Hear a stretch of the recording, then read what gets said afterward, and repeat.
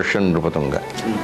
ಆತನ ಕಾಲ 814ನೇ ಇಸ್ವಿ. ಮತ್ತು ಆತ ನಮ್ಮ ಕನ್ನಡಿಗರ ಬಗ್ಗೆ ಏನು ಮಾತಾಡ್ತಾನೆ, ಎಷ್ಟು ಅದ್ಭುತವಾಗಿ ಮಾತಾಡ್ತಾನೆ. ಪದನರಿದು ನುಡಿಯಲು ನುಡಿದುದನ ಅರಿದಾರೆಯಲು ಮಾರ್ಪರ ನಾಡವರ್ಗಳ್ ನಿಜದಿಂ ಕುರಿತು ಓದದೆಯಂ ಕಾವ್ಯ ಪ್ರಯೋಗ ಪರಿಣತ ಮತಿಗಳು. ಕನ್ನಡಿಗರು ಹೇಗೆ ಅಂದರೆ ಪದನ್ ಅರಿದು ನುಡಿಯಲು, ಇವ್ರಿಗೆ ತಾವೇನು ಮಾತಾಡ್ತಾ ಇದ್ದೀವಿ ಅನ್ನೋದು ಗೊತ್ತಿತ್ತು.